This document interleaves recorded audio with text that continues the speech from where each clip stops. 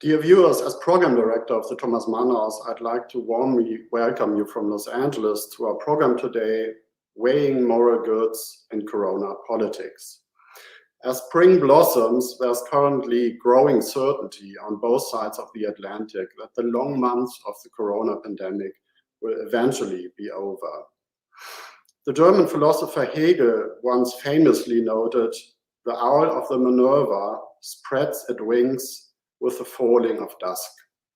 So perhaps today is not a bad time to take another look at policy responses to the corona pandemic from the perspective of ethics and the philosophy of law. I'm very glad that we've brought together four wonderful speakers today.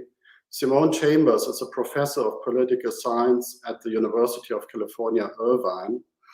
And Thomas Mann House fellow Christoph Möllers is a professor of jurisprudence and public law at the Humboldt University in Berlin. And I'd like to extend a very warm welcome to Julian Nida-Rümelin, professor of political theory and philosophy at the Ludwig Maximilians University in Munich and the vice chair of the German Ethics Council. Before I hand over to our host Georg Diez, who will lead our event today, I'd like to warmly thank the new institute in Hamburg, our partners today, as well as Benno Herz and Saranda Halitai for their help in preparing and hosting this event. I'm very much looking forward to our discussion today. Dear Georg Diez, the floor is yours.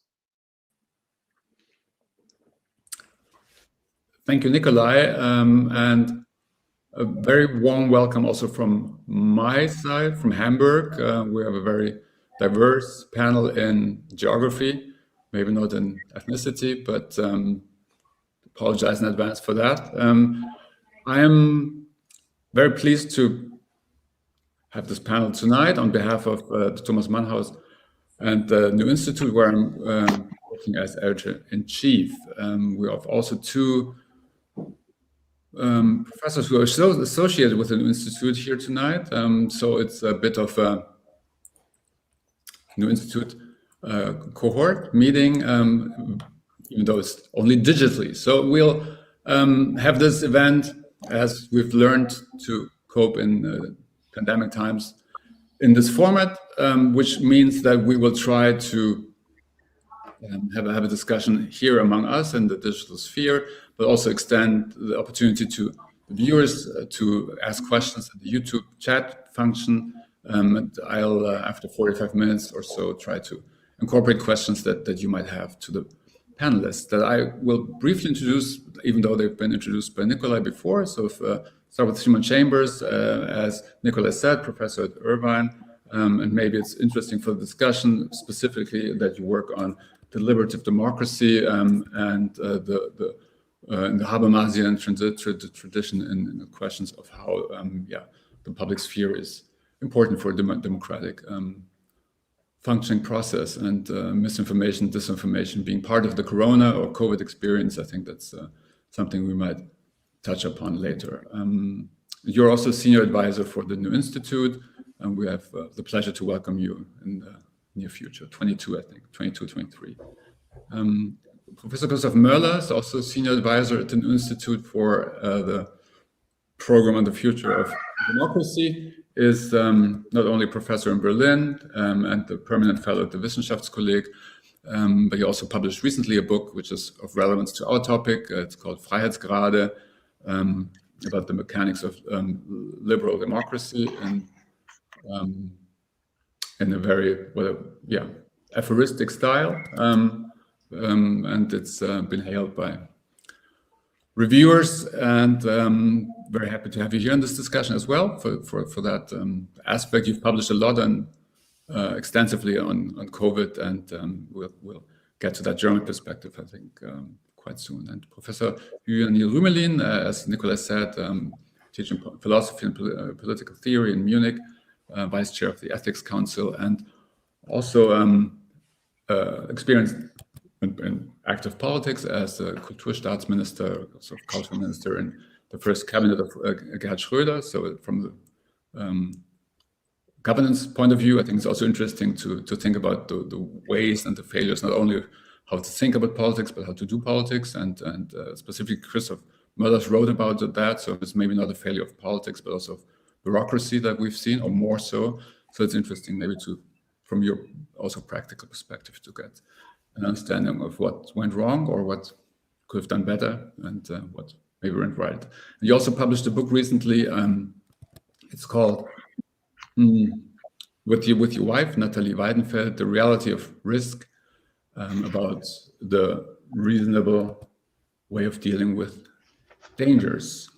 So we'll try to have 45 minutes on this big topic, and maybe start with a personal overview of what happened in these 1.5 years of COVID, and how it connects to the political experience, and maybe starting with Simone, because she's from she went through 2 regimes, through very different experiences of dealing with COVID. One more Trumpian, and the other one Bidenian, one authoritarian, and one, I guess, maybe, I don't know, Rooseveltian or something.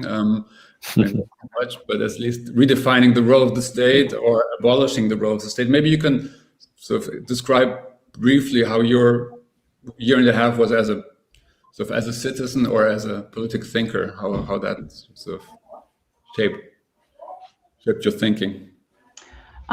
Thank you so much for having me. So I stayed at home for 1.5 years. I'm very lucky. I'm an academic, so I could work from home. It's also, being an academic gives you another advantage, that both my partner and I are academics, so we have certain research skills. So we, became amateur epidemiologists, like many people, but we had sources, and we, were able to actually get quite a lot of information, quite a lot of, actually, I think, pretty good information. And so we spent the first 5 months, I would say, really what's known as doom scrolling. I mean, just hours and hours looking at the political situation, the what information we had, and so on. And the 2 things that really struck me about the American response, well, maybe 3, I guess, but the first was that from day one, and it's still true now, that the pandemic response was filtered through polarization and partisan. So even now, when it comes to the rollout of the vaccine, you still see the role of polarization and partisanship in the way people kind of dealt with this, which is really quite surprising, because you think, this is one time where we should see solidarity, we're all in this together, but the response was just politicized from the beginning, and it still is, and this has been extremely damaging to our response, and it continues to be very damaging in our response. But the second thing was the George Floyd protests. So I can't really stress how really quite extraordinary these protests were. They're the largest protests probably in the history of the United States. They estimate, people disagree, but like between 15 and 20 million Americans protested. This is sort of unheard of, unprecedented. They protested despite the pandemic. Some people might say actually that they protested because, people were at home, they weren't working, and so on. But to have this kind of civil and civic activity in the middle of a pandemic, which I do think will, change a lot of things going forward, and when it comes to criminal justice and other questions. But that really galvanized, I think, Americans from one end to the other of this country. And it was really very, I can't explain how kind of important that moment was, and still is, in a sense, for the American experience. And then the third aspect, which I'm very interested to hear about Germany, is that, we had kind of experienced, certainly under Trump, the failure of executive overreach. Like, we wanted more executive kind of muscle there. It was absent in the response. And this actually was, as I say, one of the biggest kind of weaknesses of the American way of dealing with it was the almost entire absence of control and oversight by the executive. So those are my initial kind of responses to the question. Thank you. And I think it goes right to the question that Professor Nida-Rümelin and Professor Möllers tackled in their texts. Professor Nida-Rümelin, had a essay out yesterday in the German daily Die Welt with an interesting perspective, interesting question. How do we know that the pandemic is over, or how do we react when it's over? And your premise was actually it's never going to be over, so we better learn to live with it in some way. And going back to your philosophy of risk or how freedom should be valued against sort of safety or security or health, maybe you can explain on the pandemic, or sort of how you saw the contradictions in executive overreach that you pointed out early on, and how you think this question of how the pandemic will end or how we should live with it is now how you feel about that going, as Nicholas said. So if this is the moment we start off again, where are we at? What's your perspective on that?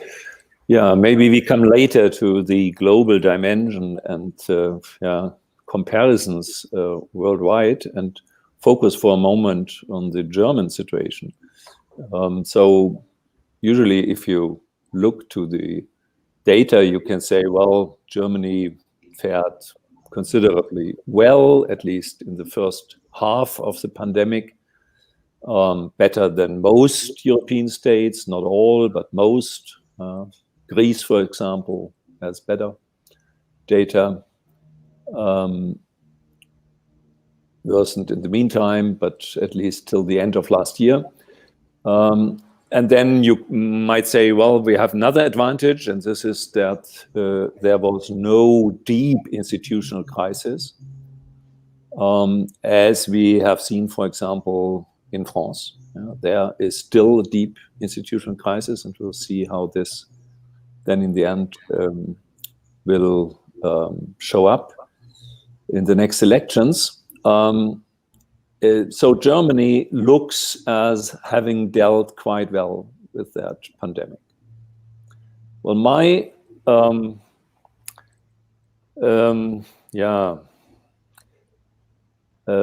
my fear is that the form of public discourse that was also practiced by the government, by the officials of the governments, national government and the Länder governments, might continue.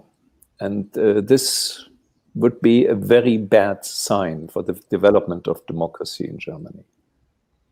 To make this more concrete, what are the criteria of the measures taken during the pandemic? What are the criteria? We had a change of criteria from the start, mostly presented without thorough justifications. The criteria were changed, sometimes after some weeks only, 2-3 weeks, then we had a change of criteria without justification. What happened in the meantime that we changed the criteria? For example, at the beginning, we were told that the criterion is to flatten the curve,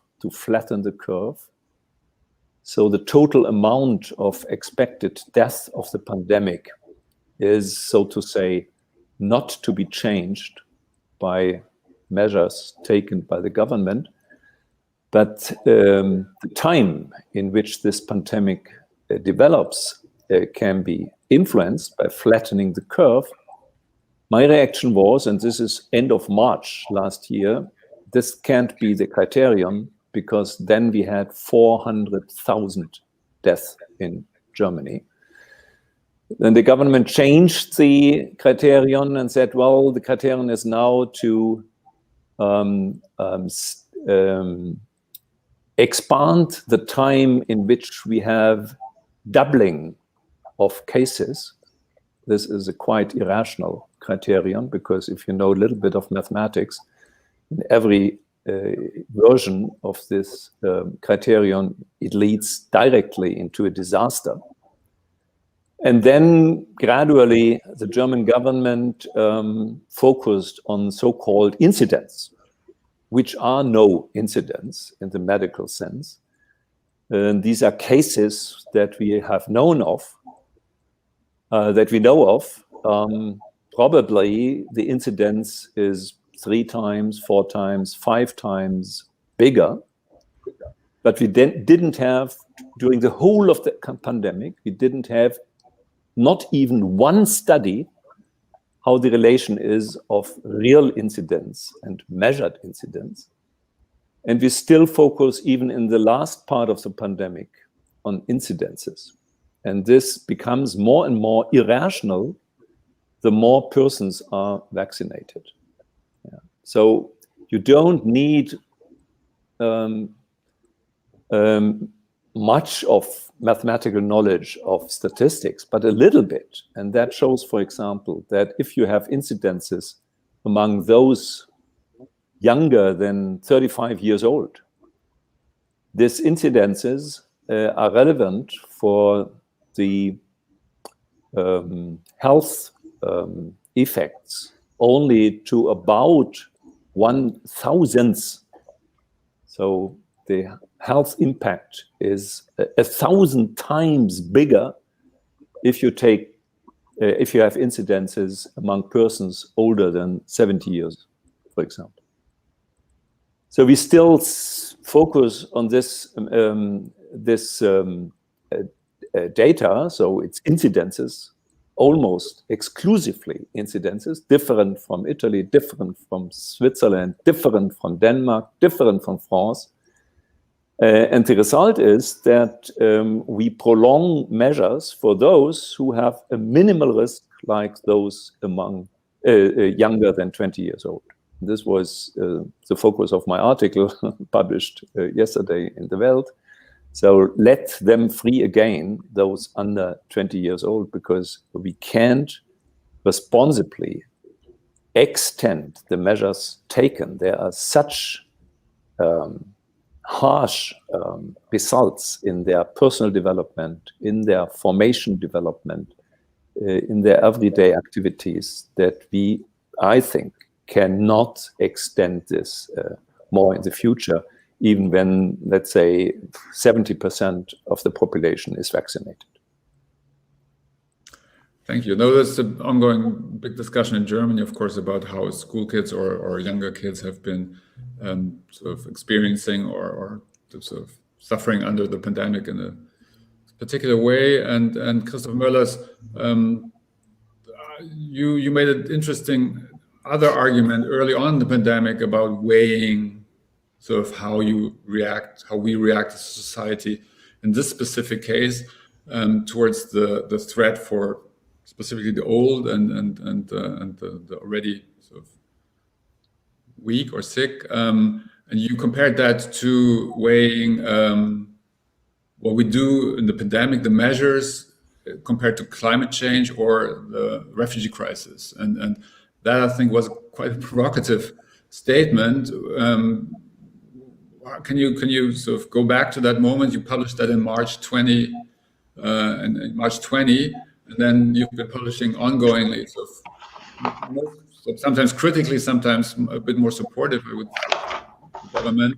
Can you explain that rationale in sort of in weighing quite clearly moral goods, how you see that, and how your thinking evolved in the year since? Well, but let me just start with saying that, and what is so fascinating about the pandemic is that we have somehow comparable systems like the French, the United States, the German one, and we have comparable results. You can see, more people died perhaps in the US than in Germany, but it's still, somehow in a range that it makes sense to be compared. And then again, we see that it's a pandemic, it's something global, so we are all somehow hit, we're sitting in the same boat, but then we are somehow all thrown back to the national, institutional systems, and somehow the crisis plays out in very specific manners.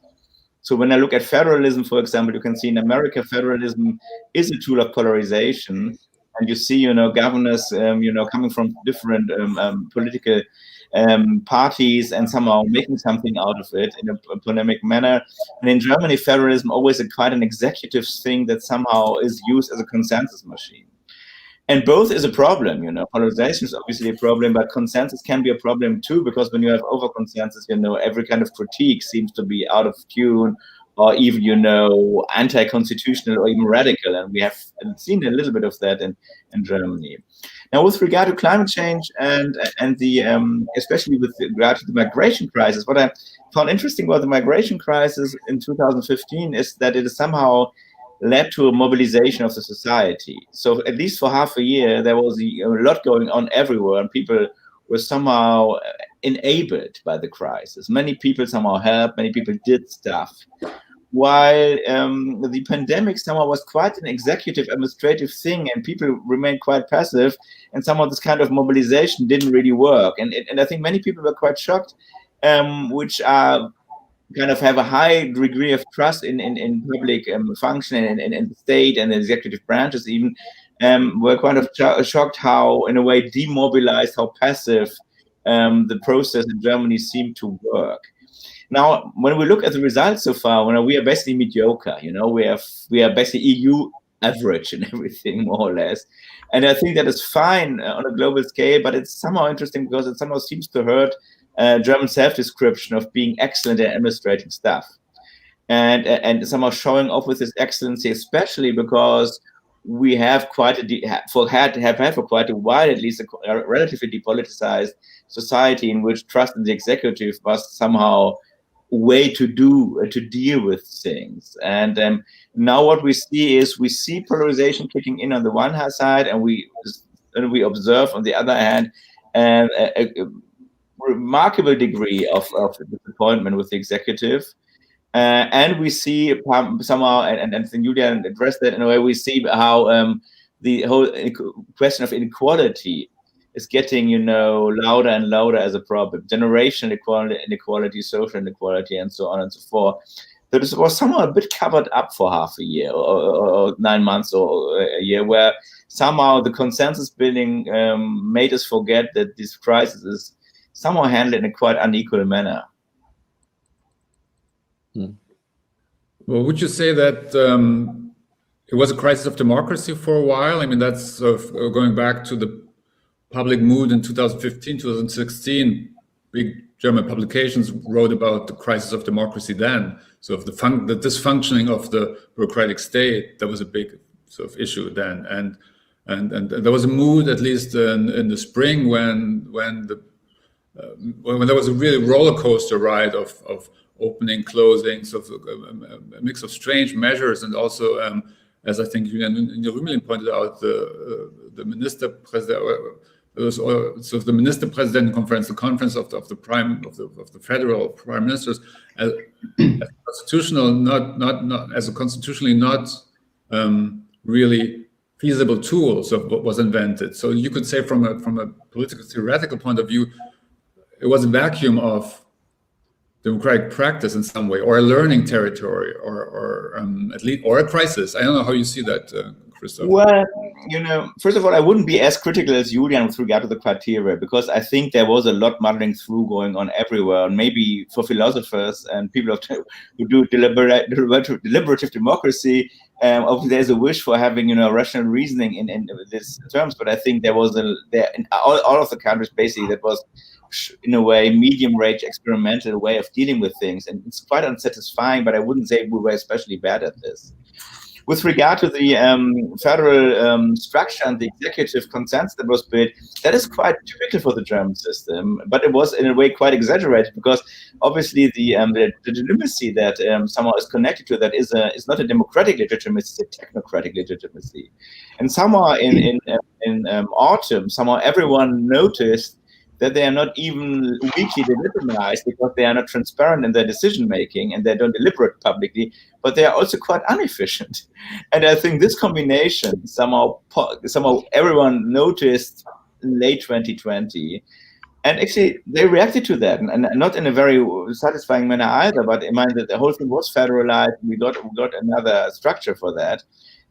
So I wouldn't talk about a crisis of democracy. I would think this is very much a German executive way of muddling through that is not satisfying neither as a democratic procedure nor as an expertocratic way of problem solving, but that somehow is not completely unheard of in the German context. Well, do you want to explain your argument a bit? First, maybe Professor Nida-Rümelin and then Professor Chambers to react to that. Is that okay? Just wanted to answer that point because this is interesting. I wouldn't say that German democracy now is in a crisis because of the pandemic and how we dealt with it. There I agree. But I would say we have to learn from the situation of democratic decision-taking during that crisis. Mm-hmm. The next pandemic should be dealt differently from this one, that's for sure. And I see an element of crisis of democracy insofar as in every crisis, there is a prevalence of executive power regarding to the legislative powers. But nevertheless, we didn't use the tools democracy offers. So the usual way to deal with such a situation is in the first moment of that pandemic, you have to react very, very quickly. And there it's obvious that the executives have to decide. They can't begin a long discussion process of changed lawful basis and so on and so forth. But we had a long period of time, months and months and months during the summer. And most researchers warned that probably in autumn we will have the second wave. Yeah. So even if this was judged as being not very probable, one should have prepared. And so the lawful basis of what happened in autumn, but also the executive decisions of how to prepare, for example, the healthcare system and the schools and so on and so on. All this was not accomplished. And this is, well, it's not a crisis of democracy, but it shows that something went wrong and we shouldn't repeat that. Simone? Yes, I just wanted to jump in. I agree. It's not a crisis of democracy. I do think at a very general level, there are these measures of democracy, and actually most stable democracies did not sort of go down in on those measures. But this is emergency politics, so that means that it will have to be executive action. It's not action that can be really the result of long processes of deliberation and democracy. So in those situations, I think really your civil society plays a very important role in demanding justification and accountability. So democracy in times of emergency politics, as I say, is really held by the kind of power of civil society to call to account. And you do actually see, certainly in the United States, for example, universities stepped up. So the United States had a problem very early on with really getting the right data, aggregating the data. It was all over the place. The federal government wasn't actually getting the information about cases, about testing. And so you see institutions like Johns Hopkins sets up a center for research, huge information generating, and actually it really became the most reliable information in the country for a long time. You see journals like The Atlantic. The Atlantic started these series of articles about COVID. They took down their paywalls when it came to COVID articles. And so you see this ginning up of activity in civil society to try to keep the executive to account. But the linchpin, I think, when it comes to the question of the relationship of democracy and executive or emergency politics has to do with trust. And so we have seen the weakening of trust citizens have in executives, also in parliaments, in bureaucracies, sometimes also in science. And I think this had, certainly in the United States, this sinking trust really had an impact on the effectiveness of those policies that were actually not badly thought out, but they had a hard time actually implementing them in a citizenship that had sinking levels of trust in authorities, science, executives, and so that's where I see the connection between democratic crisis and the emergency politics of COVID. That's interesting. Maybe we stay at this moment, at this point, for a minute, civil society, because I think it's important to understand how sort of different societies reacted differently, and I would try to challenge Christoph Möllers a bit on how German society, so civil society, reacted in the first instance of the COVID. But maybe Simone, you explain first, in this context of how civic society reacted, what the George Floyd protests were, because that's an interesting phenomenon, because it's, as you say, it's related and not related. It's picking up a fundamental societal feeling that has come sort of to the surface in Germany in very different ways. So with the Corona protests, so if it's, I wouldn't call it civil society, but this is a massive protest in a very, very, very different way. So I would be interested to first sort of understand the civic society sort of reaction in your view, and then hear from Christoph Möllers and Julian Nida-Rümelin how they see civic society sort of reacted to the Corona challenge in a German context. So just a couple of things about the George Floyd protest. The first thing that really people have to remember, that this was triggered by an actual event, right? And something that happened, and that even people who felt that Black Lives Matter went too far, or that nobody is disputing that happened. So this was a set of videos that was taken and communicated and shared, across social media, across the country, across the world, right? And here's a case where there was not disinformation, misinformation, uncertain information. Everybody knew what happened. And it's very rare. People talk a lot about how much disinformation, misinformation, and uncertain information we have, which is true, and this is like a huge problem for the public sphere. But this is one case in which we have political action which was based on an undisputed event. And so it does sort of, bring home that sometimes the internet can actually, function the way it's supposed to function, if you will. And it, as I say, it galvanized. I mean, it is the most, the largest protest movement, or not protest movement, maybe, because the civil rights movement is probably more impactful. But in a short period of time, more people went out, I think for a lot of people, it showed that, even though we're in a pandemic, even though there are these restrictions, civil society is still working. We can still demand, accountability. We can still demand. So I think it actually had a very positive effect on, sort of democracy in general, and the feeling that civil society, or the kind of the opposition and contestation that civil society's role places in democracy was not dead. So I think that was, very important. And I do think that I do believe that misinformation and disinformation is a very serious problem, but I also think that there are resources in civil society that are countering it, and that it's actually a minority of citizens who are kind of misled by this amount of misinformation. And that in the United States, there were actually, if you wanted, there were some good sources of information that were actually picking up the slack where the executive was failing to giving information, collecting information, having the proper kind of data to make the right kinds of decisions.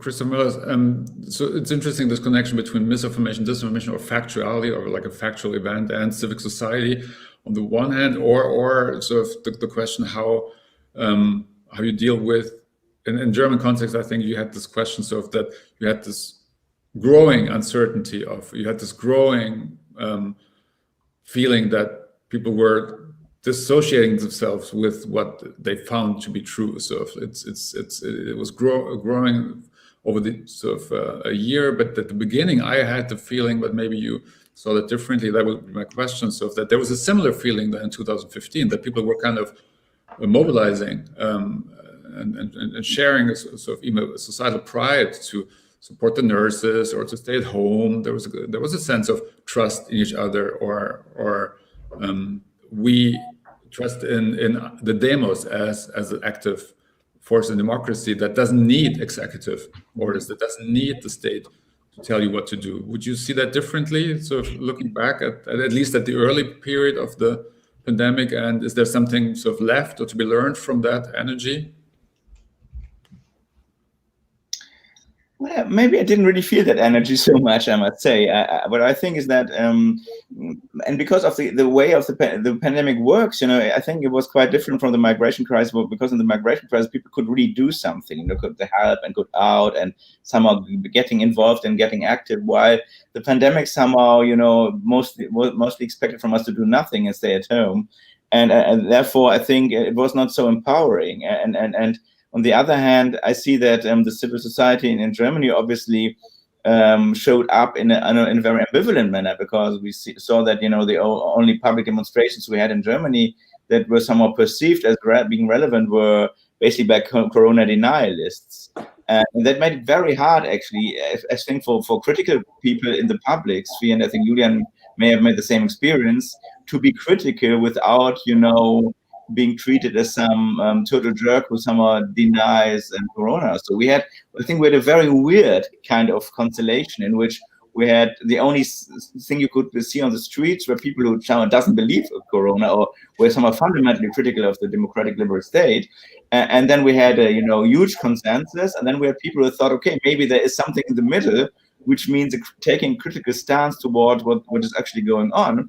But that was always quite a fine line you had to find. And when you gave interviews or wrote an article in a paper, because basically you could somehow end up being mixed up with the wrong crowd. I felt that quite amazingly. And even in my field in constitutional law, there were some constitutional lawyers who were relatively critical of what was going on institutionally, and I was one of them. And we had an internal debate of, can you criticize the state in that situation? Which I find quite an authoritarian take on that, Obviously you have to, but which was a serious debate. And therefore, I didn't really like that kind of situation which you had to justify for yourself for being skeptical about at least some things that were happening. Yeah, no, I think Julian Nida-Rümelin certainly experienced some of that, and maybe... yeah, I agree mostly, but maybe I add an aspect that might sound a little strange. But if you look to the history of German development, German democracy, during the decades, you usually had harsh conflicts, and they were at least partly or mostly triggered by party citizenship, by partisanship for specific parties. So social democrats against conservatives, especially during many decades. And this is still so till the end of the government of Schröder, at least till 2002. Then it changes, and changes more and more. And during the government of Angela Merkel, it seems to me that we had a continuous change in political culture, resulting in a more or less broad consensus democracy that doesn't allow for big emotional impacts in the political conflicts. And now it's interesting how this changes how we deal with crises. So the first crisis maybe that's important here is the economic or financial market crisis, 2008, 9, 10, and the following debts crisis in good part of Europe. So to say, civil society and the political system was not prepared for such a challenge. They dealt it quite well in Germany, if you look to the executive measures. But the political culture resulted in a vast majority and a quite tiny minority that opposed to that. And this was the birth of the right-wing party, if you remember, not the migration crisis. This was the birth of it. And then in the migration crisis, we had the same situation. And again, in this pandemic crisis. So just to be a little bit too rude, the impression was that we have a big coalition of Greens, Social Democrats, and Conservatives. And then we have some critical voices in the Liberal Party. That's it. And then we have this right-wing party that opposes the whole of the strategy without having a strategy itself. And this is not a very good situation in such a crisis. It's much better if conflicts are triggered by party conflicts between parties, and this marginalized, so to say, the protests and radicalized them. Again, 3 times radicalized the protesters. And well, we can live with it. Democracy is not in a deep crisis in Germany, but 30% are enough. If the pandemic, for example, lasted for some other years, I would be afraid that we then come into some crisis situation. It will not happen. Yeah, that's for sure. Yeah.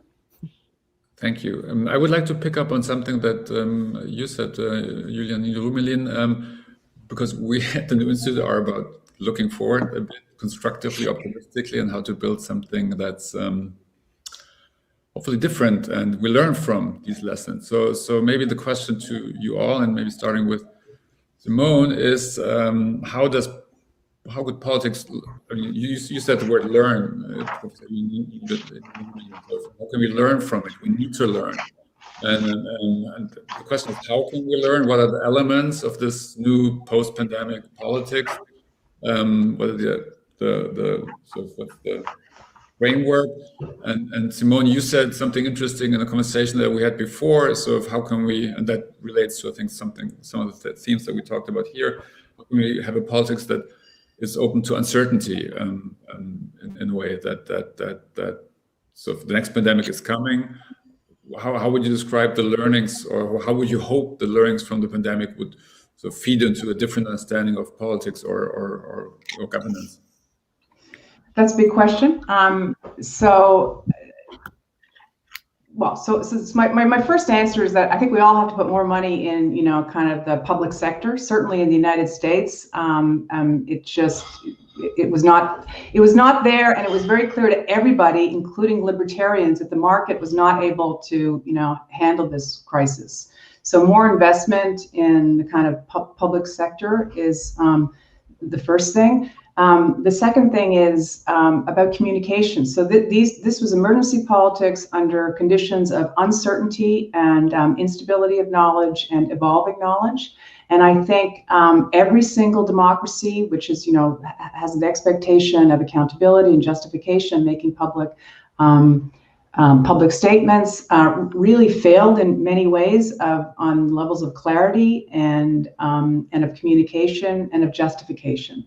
So, I mean, I think it involves communicating about the communication of science, because, one of the issues is that people were, governments were acting on their kind of best estimates, but behind the closed doors, there were these, arguments. So you would have a committee in which you'd have, say, 10 people, and 6 would say, we go this way, 4 would go the other way, but then the 6th won, and then they'd come out with this kind of, well, this is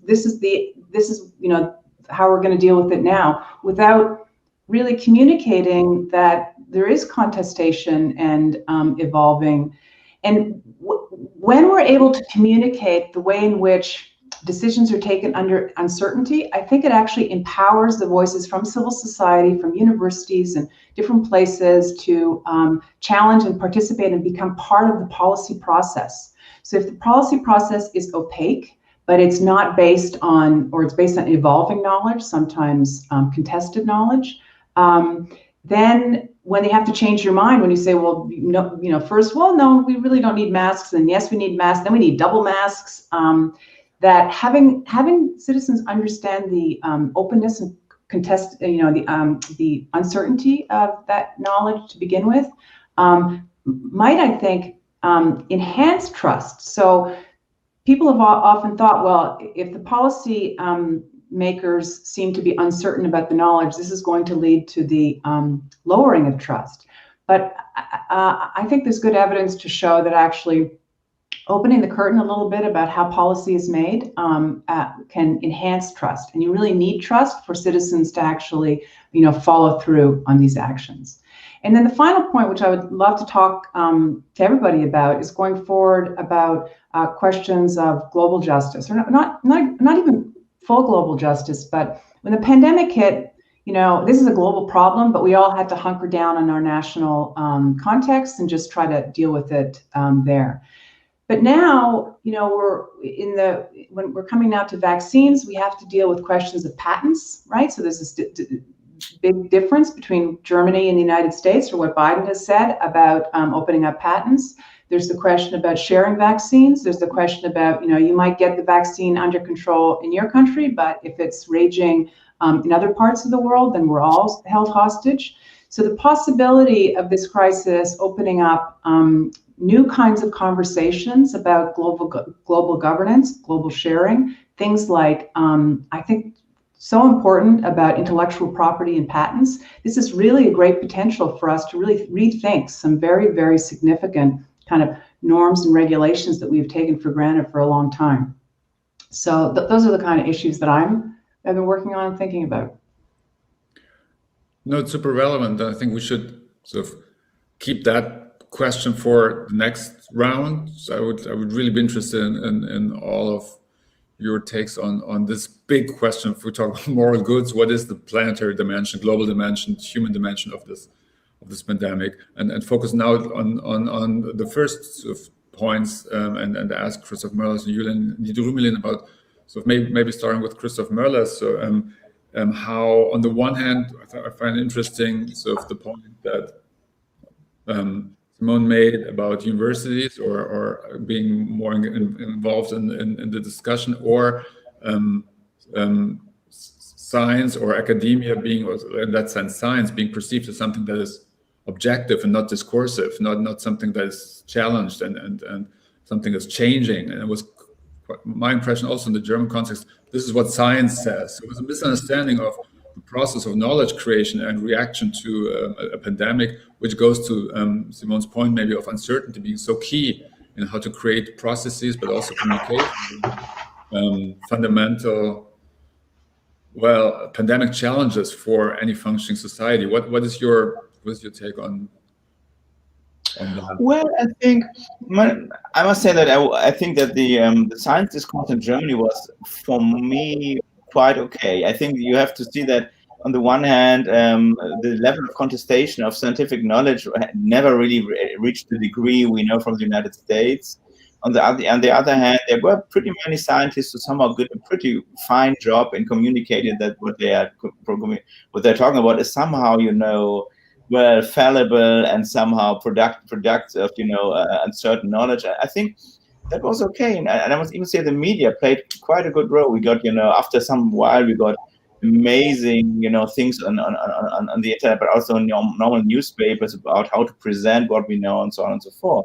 And all the indicators were contested, and people talked about that. Julian said something about this, but we have a public debate that seems to me not really being, about fake news or so, but really relatively refined for what you can get in a democratic public. So I think that was okay. But my point would probably be more generally that compared to the United States, obviously Germany is quite a state-driven society, for good and for bad. We're probably a better public health system, or we have things that are maybe more equal. We have more of a welfare state.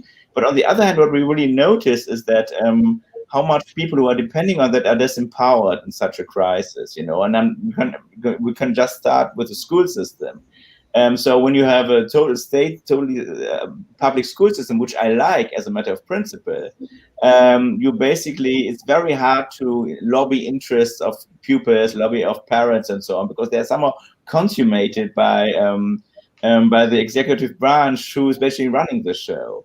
The same with universities, in a way, they don't have a voice on their own, but they are very often somehow basically silenced, by the administration. And that seems to me a problem, that as good and as equal the public system in Germany is with regard to health, education, and higher education, and we could see that they could never really develop a voice of their own, or very weakly so.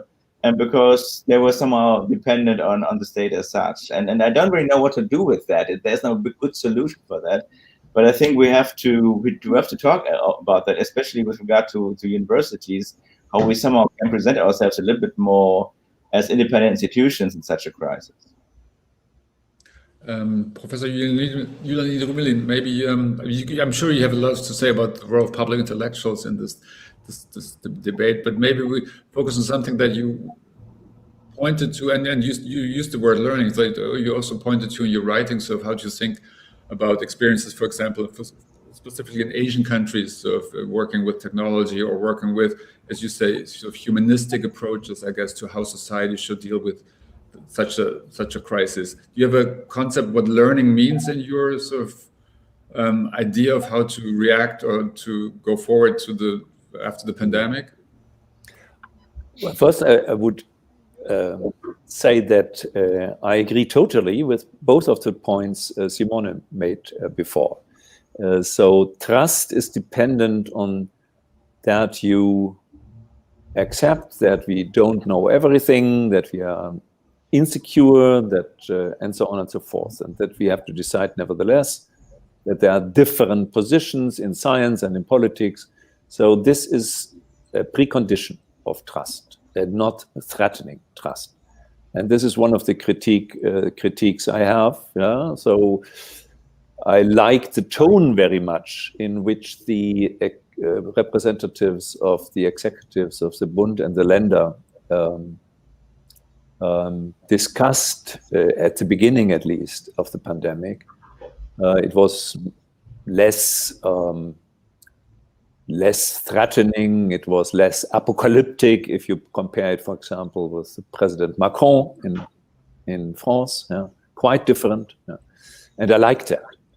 But what I did not like, and this includes also a good part of the serious press in Germany, is the suggestion that good policy measures are taken on the basis of a scientific consensus, and that every critique of it is very dangerous, to make it short.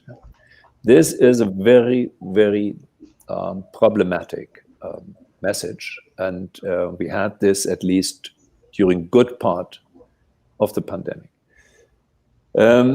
Now your question, what can we learn from it? And I think what we really have to learn that global challenges have to be met on the global level, and not merely or even exclusively on the national levels. That the nation states are strong, we have seen already in the crisis, finance market crisis 2009 and so on. It was not the European Union, it was not the WTO and so on and so forth. It was nation states who were able to react and act. That's interesting for somebody like me who understands himself as being a cosmopolitist, a person that is in favor of institutions on the global level and that are in some way democratically controlled and dependent on democratic systems. And, oh, sorry, but it's over, I think. It was my daughter. So I think this is maybe the main lesson we have to learn from that pandemic. The World Health Organization was almost unable to deal with this challenge, at least during the first month. And the European Union was almost unable to deal with it. And the question remains, does this depend exclusively on the relative weakness, institutional weakness of these institutions, or does it depend on other factors, like, for example,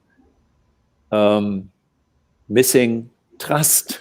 So is it that we, in situations of crisis, trust exclusively in the nation state and not anymore in global institutions? That would be a bad lesson, but even this, even with that, we should deal with.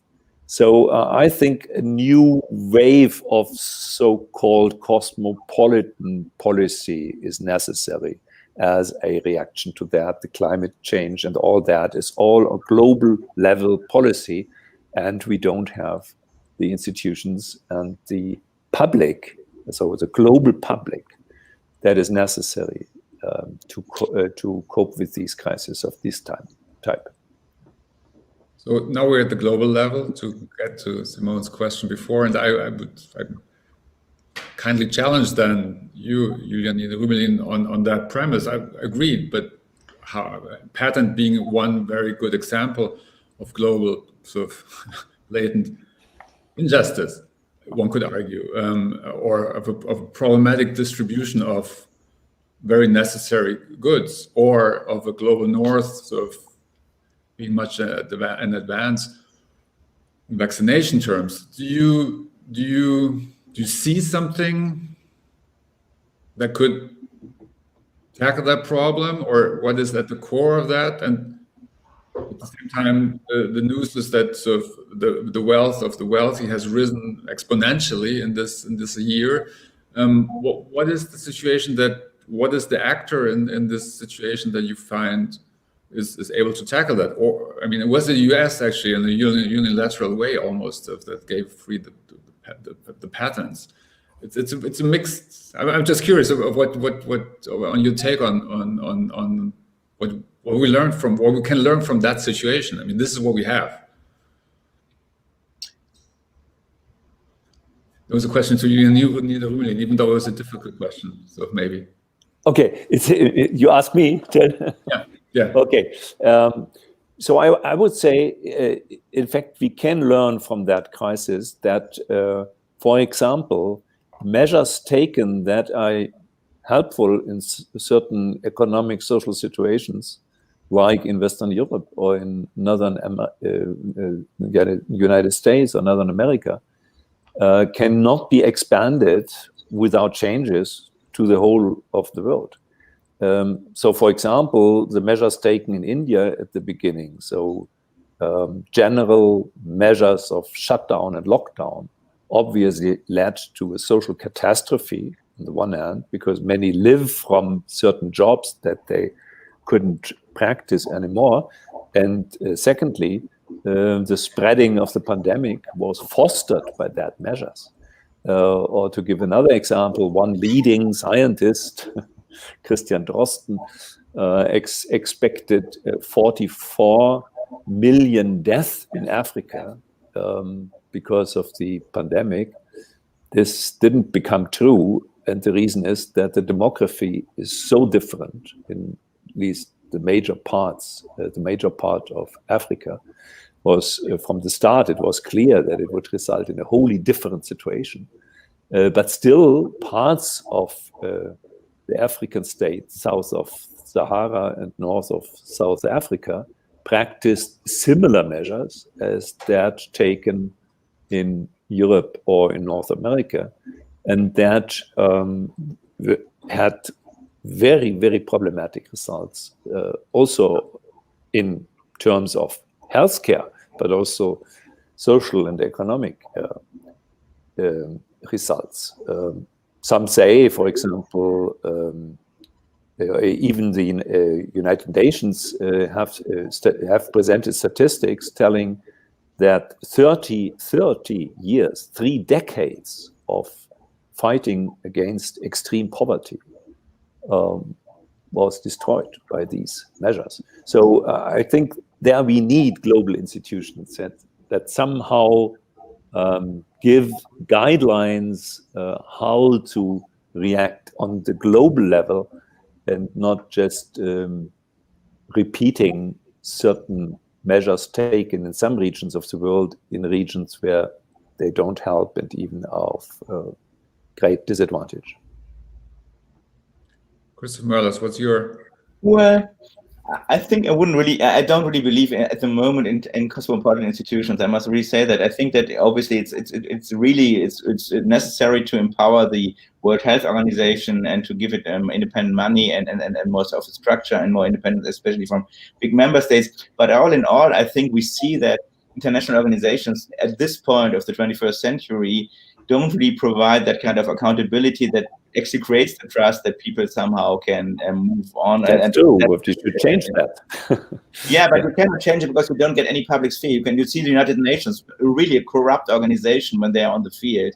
You see the failure of so many international organizations. And I think what we need is actually is the social and political leadership by the United States, European Union, and other states to say, you know, we accept our responsibility for that. And somehow move on with that. And I don't think that international organizations can do that at the moment. I don't really see that. Yeah. And I think, and the picture is very ambivalent, you know, and many problems are very technical too, you know. I am still not sure if the Biden take on the patent was not a big PR coup, because first of all, we know that the Americans have zillions of doses that they never really exported, much less than the EU actually did. And we also see that the patent question is quite complex, but at the end of the day, you have to produce the stuff. And we have waivers and international patent laws. We have a lot of set up structure for that.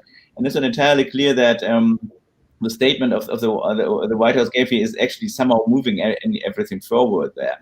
I think behind the scenes, there are really economic interests in which the European Union obviously wants to protect its patents, but maybe the Americans don't really have so many. So I'm very ambivalent on that, because I think there are basically quite, there's protecting its turf of both sides of the Atlantic, which is not what we want to see. So what we need is somehow a little bit more seriousness and a little bit more honesty, and actually some kind of readiness to really invest in countries that don't have this kind of infrastructure with money.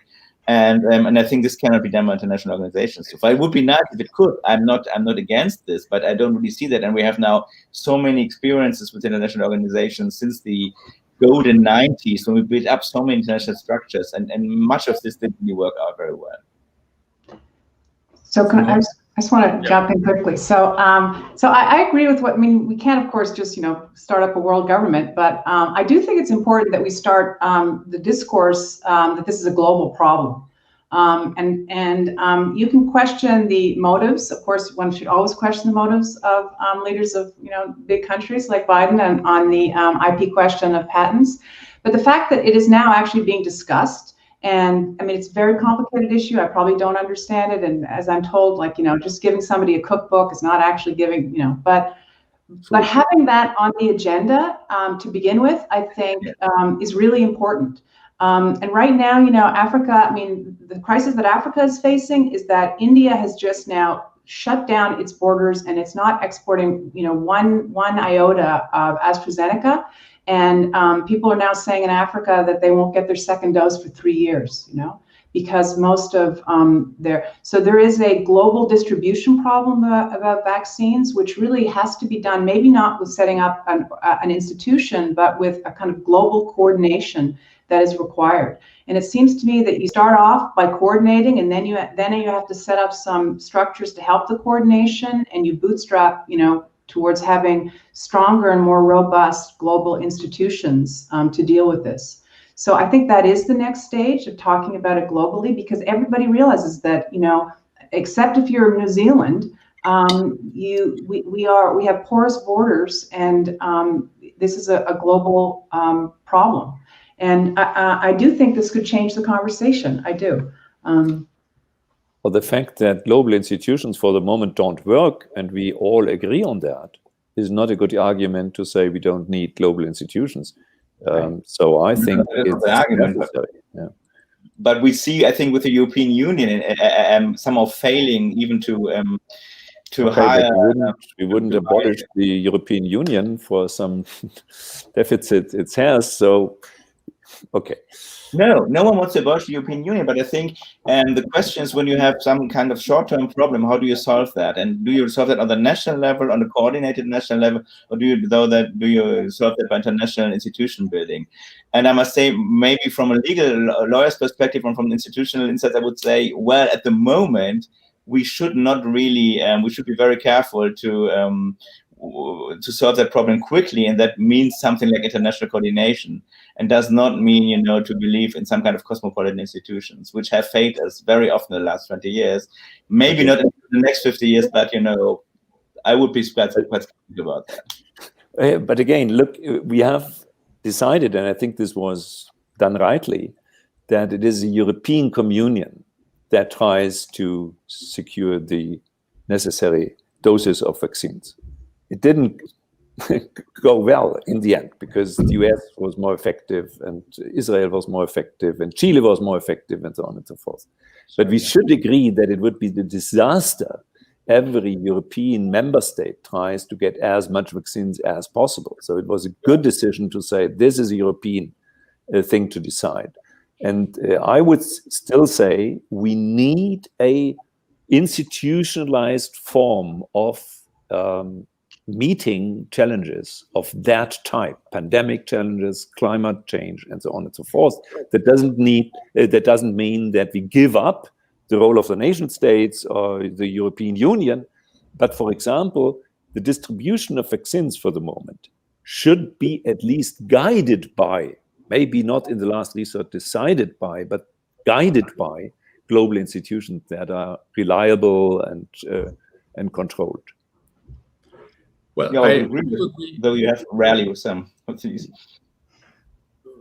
I do think that this discussion is super relevant to the next major crisis or the recent crisis or the ongoing crisis. And that all sort of brings together these questions of weighing moral goods. What are the rights of future generations versus the present? What are the rights of the young versus the old? What's the right of the sort of global south versus the global north? That is all somehow in a model, in a very small way, discussed in the pandemic case. But obviously the bigger question is climate change. So what does that mean for all of that? And I think all the arguments that have been made are relevant in that question as well. What is the role of nation state? What's the role of political economy, of either, in this case, pharma or energy, or I guess energy in that case, or what is the organization? I don't know what your take is in the group on, is there anything to learn again from pandemic politics? I mean, there was a hope in the beginning that we can see that we can change the societies. So if we can prove that we can change in pandemic times, then we can also prove that we can change in the face of climate change. I guess that has been a bit sort of deflated, that hope. But all these arguments again. So we talk about the pandemic, but how can we apply that to going forward to this much larger sort of planetary problem of climate change? I don't know, Simone, you want to start? It's like, can I solve the problems of the world? No, I don't think so. Yeah. So, I mean, this is a massive, collective action problem. And I think some places, of course, did better than others, as has been mentioned, and places like, New Zealand, it's very lucky, it's an island. Places like South Korea, it really was on top of it very early, but no place really was perfect. And I think the best we can hope for is that this is a negative lesson of the kinds of problems facing massive collective action problems. And I think the two things that are most important is the globalization of the perspective on the problem and the development of trust in institutions to tackle the problem. Those are the kind of two areas. And I think the lessons we have to learn are all, because we didn't all come together in solidarity and do a great job. So the lessons are primarily negative. What went wrong? How do we have to strengthen our institutions? Christoph said this is a short-term problem, but it's not really a short-term problem. We're living in a world that's more and more connected and more globalized, and these kinds of pandemics, whether it's going to be of a biological virus or it's going to be some electronic, we're just all connected, and this is a long-term problem that we're going to have to face. And so I think the lessons are all negative about what we did wrong and how we failed going forward, and primarily we're going to have to see some idea of global coordination going forward.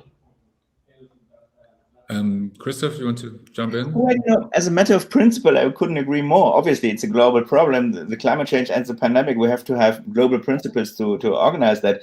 But as a matter of institutional realizations, we see that we have a lot of backlash against international organizations. We have things like Brexit, and this is just an example for many things that are going on. And this somehow raises the question how to organize that, how to feed that into political legitimacy. And I think there we have to be a little bit more complex than to say we need a global orientation.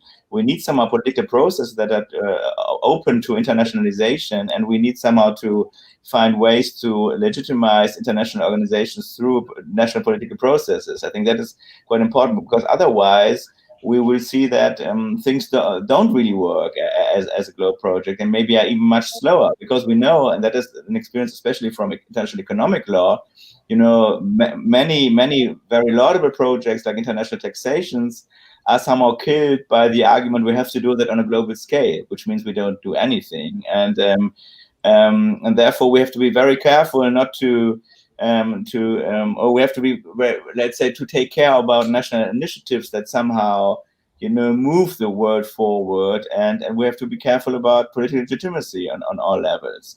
As a matter of principle, obviously, these are all global problems. We need one. We are living on one world. As a matter of institutional realization, it's somehow, I think, a bit different. Professor Nida-Rümelin? Yeah. Maybe I mention another aspect of your question, and this is if you look to the newspapers or also to the bookshelves, you see a lot of publications telling, well, we learn from that pandemic crisis that change in lifestyle is needed and that it is even effective. Again, climate crisis. There were some effects, as we know. Germany reached its goal in that originally seemed not to be reachable at all. To make it short, I'm skeptical about those positions. I think that a vast majority of the population says, well, we survived, most of us could keep up somehow, although all these restrictions, some in Germany, it's 500,000 lost their jobs. Many firms, probably also in the near future, will collapse. But the vast majority, maybe 80, 75%, in the end of this pandemic crisis are not so much worse off in comparison to the beginning. But I do not think that this results in a new lifestyle, new form of life. Maybe some change how they live. Some reduce their mobility, for example. Some decide to use not so much the airplanes and more the trains. That's okay. But I would not expect a deep change in our everyday life and in the economic consummation and so on and so forth. So I think the measures we have to take to meet probably one of the main challenges in the future, and that's climate change, cannot be based on some moral or cultural message telling, now we have seen we can reduce mobility, our contacts, our activities in general, maybe the level of consummation. We must, I think, show that there is a way how the public, the policy on the global level is able to meet this challenge, as many others, without somehow over-moralizing this challenge. So there's one question in the chat that I find interesting in this context, and can be applied in some way maybe to the context of climate change. There's this, as you say, Professor Nida-Rümelin, so there's the question, is it moral discourse, or is it, as Christoph Möllers says, is it institutional sort of implementation, or is it laws in the end that create these changes? And there was a model, and that's the question, that's the aim of the question, if there is a limitation on fundamental rights, sort of, how does that play out in the German context?